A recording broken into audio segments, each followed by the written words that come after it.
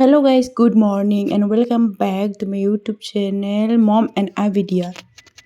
लोगोफोर आंनि ब्लगनि गेजेरजों आं दिनै नोंथांमोननो बिराद मोनसे इम्परटेन्ट बाथ्रा खोन्थानो सानदों। इम्परटेन्ट बाथ्रा माने मोनसे प्रब्लेम दा आंनियाव जागासिनो आरो जानो हागौ नोंथांनियावबो गाबोन समफोर जानो हागौ।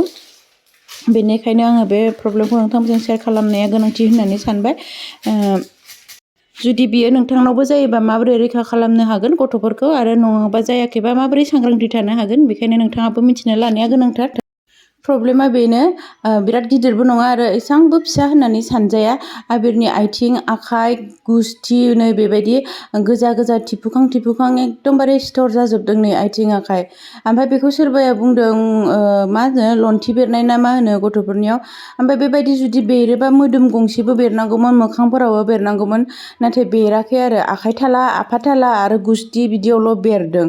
दा बेखायनो आङो फार्मासियावबो लांबाय, बिनिफ्राय सोंबाय बेयाव मा बुंदों फार्मासियावहाय दा बेबायदिनो भाइरास फैलाबायदोंनो बिरादनो गथ'फोरनियाव जायो होननानै। बेखायनो आङो नायबाय बेबायदिया मा भाइरास, दा नुबायनो मा होनो बेखौ टमेट' फ्लु होननानै बुङो जाहैदों आरो बेबायदिया जायो। आवगायावबो जादों, दा जाबाय थायो गथ'फोरनिया। 5 बोसोरनि उन्दै गथ'फोरनियाव जायो आरो 5 बोसोरसिमनि गथ'फोरनियाव। बेखायनो दा बियो मा जाहोननि थाखाय जादों बा मा जाहोननि थाखाय जायो, बिनि जाहोना मा बेखौथ' आं मिथिला।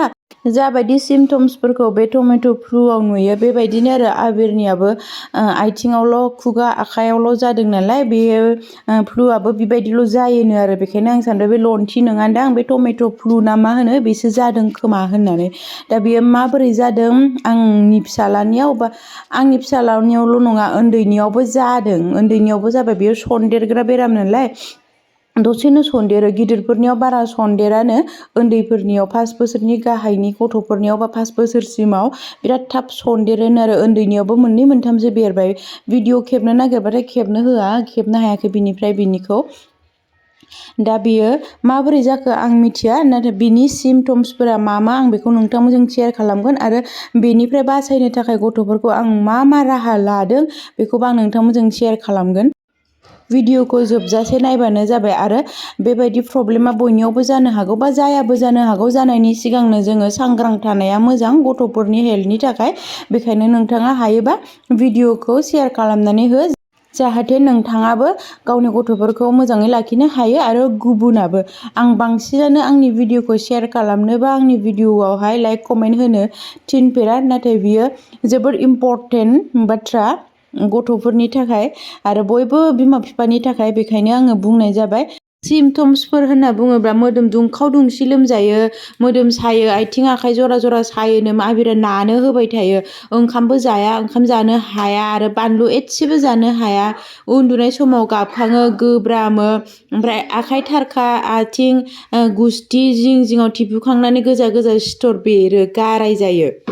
बेखिनि सिमटम्सखौ आङो आबिरनाव नुदों नै। ओमफ्राय उन्दैनियावबो मामिनियावबो जाहांबाय आरो बेबायदि। बेनिफ्राय आङो उफाय लानाया जादों दै दुंब्रुजों थुखैदों आरो। सानफ्रामबो थुखैनो हायाबाबो आथिं आखाइ सुना होदों। बेनिफ्राय निम बिलाइखौ रुनानै थुखैदों थुखैनाय समाव बा आथिं आखाइ सुनाय समाव।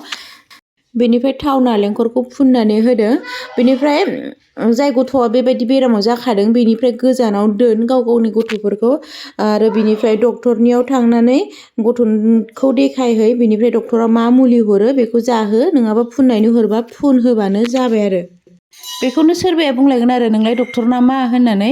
आवगायावबो बुंखांबाय आं माब्लाबाबो डक्टरनि खामानिखौ मावाखै। आं माबा मोनसे मुलिनि नामबो खोन्थानानै बेखौ जा बेखौ फुन होननानै बुङाखै। नोंथांमोनहाबो माब्लाबाबो डक्टरनाव सोङालासिनो मुलि जाहोनाङा, फुन होनाङा, साइड इफेक्ट्सफोर जानो हागौ।